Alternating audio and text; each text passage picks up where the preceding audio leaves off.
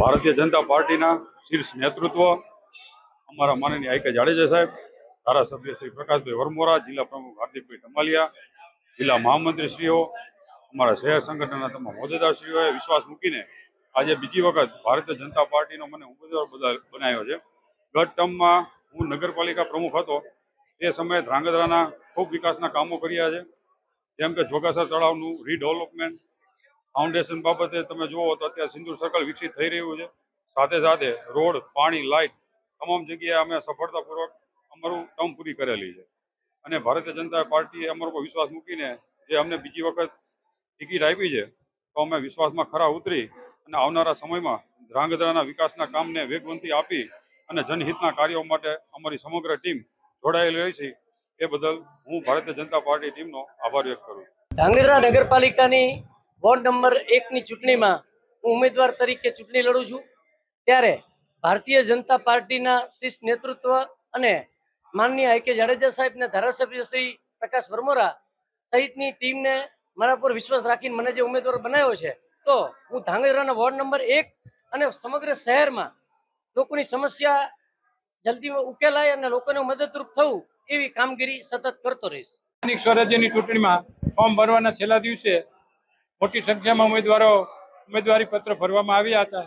ત્યારે ભારતીય જનતા પક્ષ વિશાળ રેલી સ્વરૂપે આઈ કે જાડેજા સાહેબની અને ધારાસભ્ય પ્રકાશ વરમોરાની આગેવાનીમાં ફોર્મ ભરવા આવ્યા હતા અને 36 સભ્યોએ ફોર્મ ભરી અને પોતાનો વિજય હાસિલ કરવાનો સંકલ્પ લીધો છે. ત્યારે ભારતીય જનતા પક્ષના સભ્યો ચૂંટાય અને નગરપાલિકાનો વિકાસ અને લોકોના પ્રશ્નોને વાચા આપશે. આમ ભારતીય જનતા પક્ષનો ભવ્ય વિજય થશે. કોંગ્રેસ અને આપ સામે ભારતીય જનતા પક્ષના 36 ઉમેદવારો મક્કમતાપૂર્વક લડશે. ભારત માતા કી જય. આજે વિધાનસભામાં નગરપાલિકાના 36 ઉમેદવારો,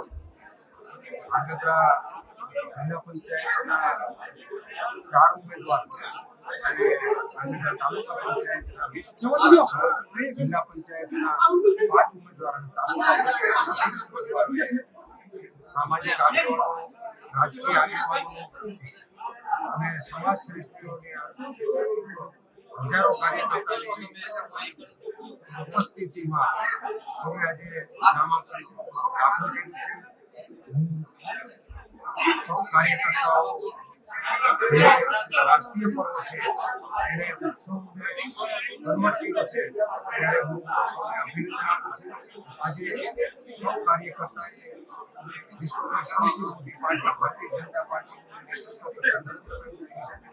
વિકાસની જે કામો છે તેને વધારવાનું કાર્યકર્તાઓ પોતાનો પરિશ્રમ આજે સારી રીતે નામાંકનો કર્યા છે અને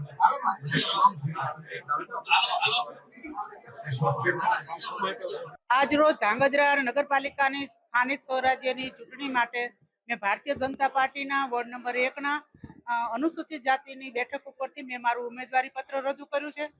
આજે હું ભારતીય જનતા પાર્ટીના માન્ય વડાપ્રધાન શ્રી નરેન્દ્ર મોદી સાહેબના વિકાસના મંત્રને આગળ લઈ જવા માટે ધ્રાંગધ્રાની નગરપાલિકામાં ધ્રાંગધ્રા શહેરના શહેરીજનોને પ્રાથમિક સુવિધાઓ મળી રહે એ માટે હું મારા પૂરતા પ્રયત્ન કરીશ અને મને 1 નંબરની અનુસૂચિત જાતિની બેઠક માટે ઉમેદવારી તરીકે પસંદ કરવા માટે હું પૂર્વ કેબિનેટ મંત્રી શ્રી આઈ કે જાડેજા સાહેબ, ભારતીય જનતા પાર્ટીના જિલ્લાના પ્રમુખ શ્રી હાર્દિક ટમાલિયા સાહેબ, મહામંત્રી પ્રદેશના શ્રી હિતેન્દ્રસિંહ ચૌહાણ સાહેબ, ધ્રાંગધ્રાના ધારાસભ્ય શ્રી પ્રકાશ વરમોરા સાહેબ, મહિલા મોરચા જિલ્લાના પ્રમુખ શ્રીમતી કલ્પનાબેન રાવલ, દર્શનાબેન પૂજારા તેમજ તમામ મારા સંગઠનના કાર્યકર્તાઓનો હું ખૂબ દિલથી આભાર માનું છું. જય હિન્દ.